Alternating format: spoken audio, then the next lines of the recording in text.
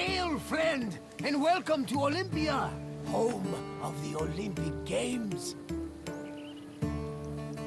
My name is Varnavas, and I'm a ship captain. Don't be fooled by my eye. Though I've seen my share of combat, I mostly stick to trading these days. Well, trading and introducing visitors like you to wonderful sights like this. I've often dreamed of competing in the games. If my sight was better, my legs and arms were stronger, and my coin purse was fatter. But that is not what the gods want, so I continue making the best of the path they've laid out for me. We're standing in the main section of Olympia, where the Olympic Games themselves took place. Over the course of the festival, athletes competed against each other for prestige and glory to honor themselves and their cities. Enjoy your visit, friend. I'll check in when you're done to make sure you've been paying attention.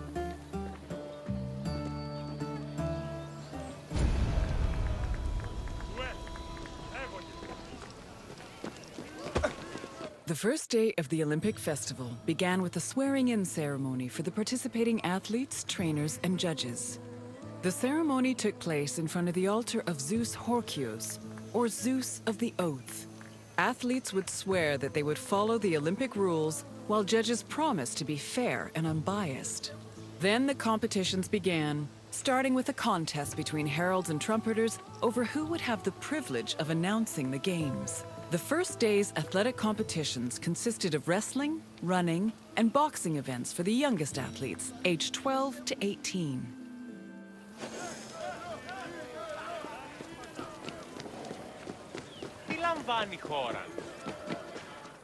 The second day began with a grand procession into the Hippodrome to celebrate the start of the popular equestrian events.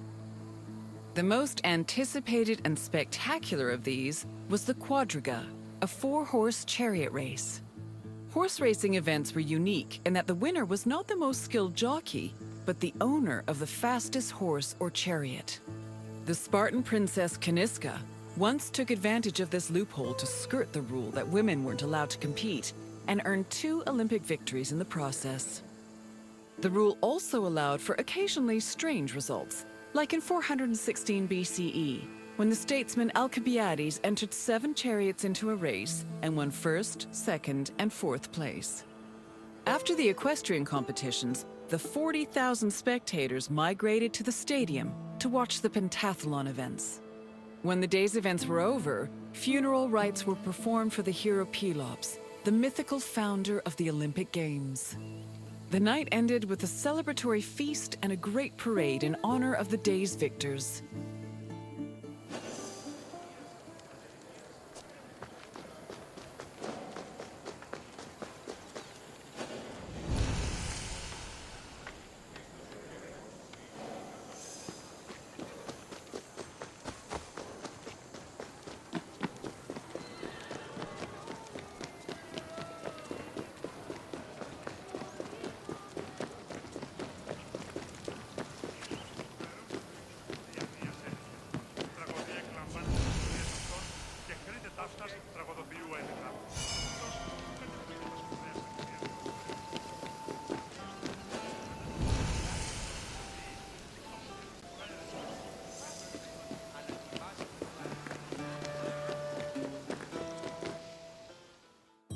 Victory at the Olympic Games was one of the highest honors a mortal could achieve, and there were several ways to immortalize that honor.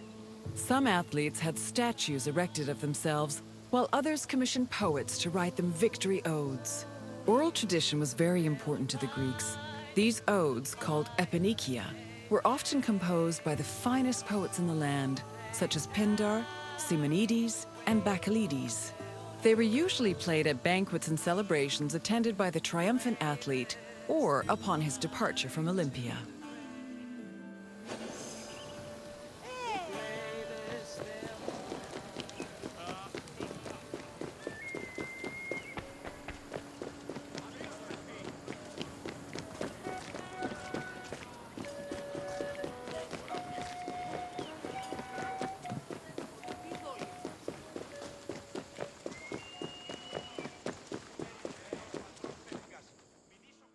The pentathlon took place at the stadium on the second day. As its name implies, it was made up of 5 events: discus throwing, javelin throwing, jumping, racing, and wrestling. There are several differences between the ancient version of events and their contemporary counterparts. For example, ancient long jumpers held weights in their hands to give them momentum to launch, since there was no run-up before the jump. Similarly, if an athlete won the first 3 events, they were immediately declared the winner, instead of being judged by their overall performance in all 5 events. Running events work the same as they do today, with the notable exception of all the athletes being nude. As for wrestling, competitors were not divided by weight class as they are today, but instead by age. The winner was the first to throw his opponent to the ground 3 times.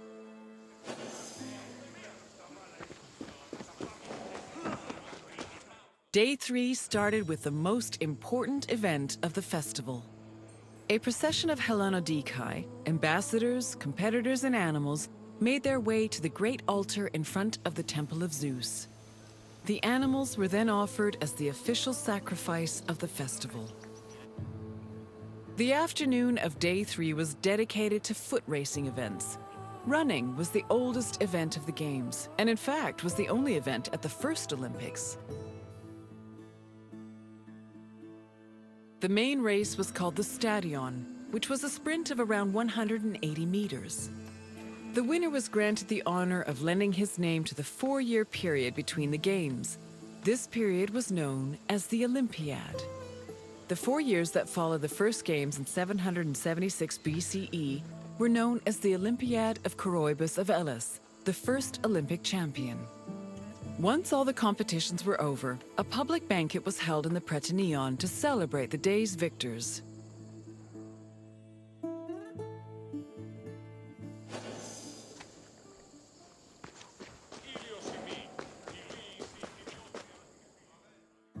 Day 4 was mainly for combat events. Wrestling matches were held in the morning, followed by boxing and pankration. Pankration was a no-holds-barred mix between wrestling and boxing.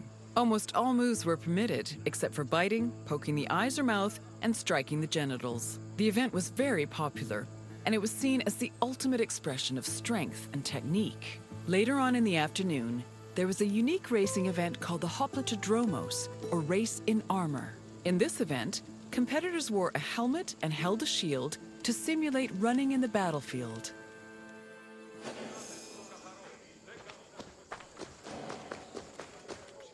The Hellanodikai, or judges of the Greeks, were both the game's adjudicators and their organizers.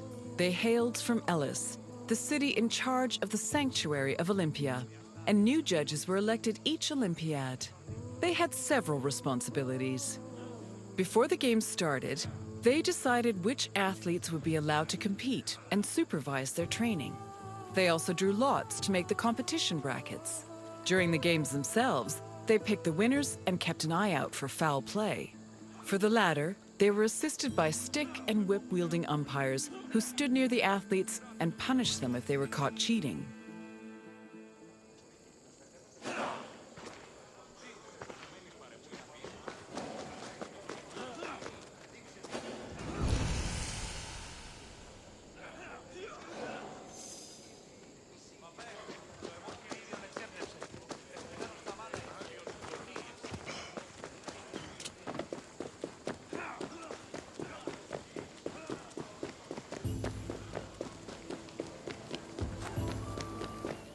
Victory in Olympia was one of the most prestigious honors in all of Greece. Not only would victors be showered in glory in their home city, but their names would be known across Greece. The temptation to glory led some athletes to break their oath to Zeus and cheat. This could be dangerous, as there were many possible punishments should cheaters be caught. They could be disqualified and fined, or if they were caught cheating during a match, they would be beaten by nearby umpires. The most powerful deterrent of cheating, however, was shame. At the foot of Mount Kronios, and on the way to the stadium, were a group of bronze statues called Zanes, the plural of Zeus. These statues were inscribed with the names of the cheating athletes, how they cheated, and the fine that was imposed. The Zanes, which were funded by cheaters' fines, were strategically placed to be highly visible. Individuals or even entire cities could be found guilty of cheating.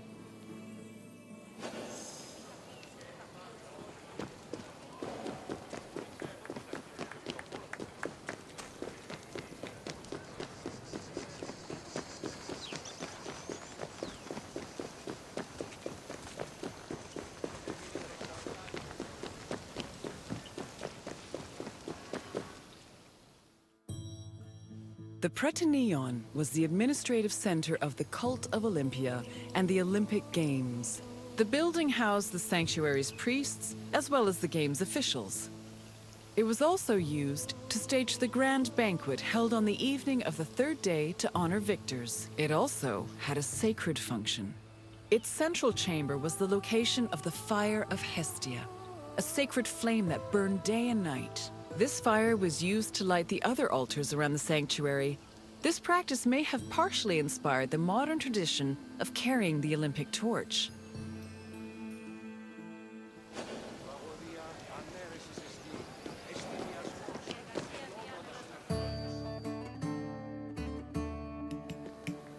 Hello again! I hope you enjoyed your visit. With their spectacular events and lavish banquets, the Olympic Games were a feast for the senses. I am certain even Zeus himself was entertained by the festivities. Now, is there anything else you'd like to do? Very well. Safe travels, my friend.